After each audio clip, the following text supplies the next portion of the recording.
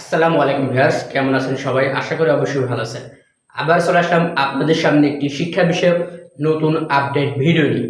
আজকের ভিডিওতে আলোচনা করব জাতীয় বিশ্ববিদ্যালয়ে যারা রেগুলার ডিগ্রিতে ভর্তি হবেন তারা ভর্তির আগে যে প্রাথমিক আবেদন করতে হয় সেই প্রাথমিক আবেদনে আপনি কোন কোন বিষয়গুলো খেয়াল করলে আপনি প্রথমবার চান্স পেয়ে যাবেন এবং ভর্তি হতে পারবেন। সো সে বিষয় নিয়ে বিস্তারিত কথা বলবো। সো চলেন ব্যাস কথা না বাড়ে আমরা মূল ভিডিও শুরু করি। প্রথমেই যে বিষয়টি খেয়াল রাখতে হবে সেটা আপনার পয়েন্ট অনুযায়ী আপনি যে কলেজটি সিলেকশন করছেন সেই কলেজের সিট সংখ্যা এবং আপনার যে পয়েন্ট আছে সে চান্স পাবেন কিনা সেটা জেনে আপনাকে আবেদন করতে হবে।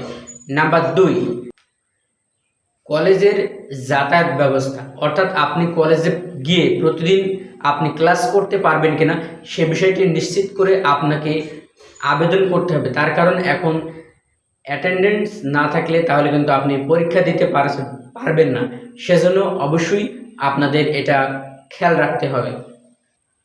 নাম্বার 4, এটা মোস্ট ইম্পর্ট্যান্ট, সেটা হচ্ছে যে কলেজের খরচ বহন করা। আপনি যে কলেজে ভর্তি হয়েছেন বা ভর্তি হবেন সেই কলেজের নাম্বার 4, কলেজের খরচ বহন করা। আপনি যে কলেজটি চয়েস দিবেন সেই কলেজে চান্স হলে আপনার সেই কলেজের খরচ বহন করার ক্ষমতা আছে কিনা সেটা জানতে হবে। অনেক কলেজের খরচ অনেক বেশি, অনেকেই এখানে চয়েস দিলেও কিন্তু কোর্সটি সম্পন্ন করতে পারে না। তাই সেটা আপনাকে আগে জেনে নিতে হবে যে সেই কলেজে আবেদন খরচ আপনি বহন করতে পারবেন কিনা। প্রিয় ভিউয়ার্স, এগুলোর জন্য বিস্তারিত ভিডিও কিন্তু আমার চ্যানেলে বা ফেসবুক পেজে দেওয়া আছে, তাই আপনারা সেটা দেখে নিলে আরও বিস্তারিত জানতে পারবেন।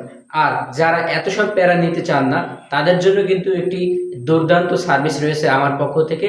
আপনারা চাইলে ঘরে বসেই আমার মাধ্যমে এই যে পয়েন্টগুলো বললাম সেগুলো মেনে সঠিক নিয়মে আপনার চান্স হবে কিনা সেটা জেনে যদি আপনি আবেদন করতে চান তাহলে যোগাযোগ করতে পারেন স্ক্রিনে দেওয়া নাম্বারে। ওইটা আমারই নাম্বার, কোনো স্পন্সর ভিডিও নাই, আপনাদের প্রতারিত হওয়ারও কোনো সুযোগ নেই। তাই আপনি চাইলে আপনার আবেদনটি সঠিক নিয়মে আমার মাধ্যমে করে নিতে পারবেন এবং ঘরে বসেই সেটা সম্পন্ন করতে পারবেন, কোথায় যাওয়া লাগবে না। আর এই তথ্যবহুল ভিডিওটি ভালো লাগলে শেয়ার করবেন এবং কোনো কিছু জানার থাকলে কমেন্ট করতে পারেন। আর যদি ভিডিওটি উপকার করে থাকে তাহলে অবশ্যই লাইক প্রদান করবেন। আজকের ভিডিও পর্যন্তই।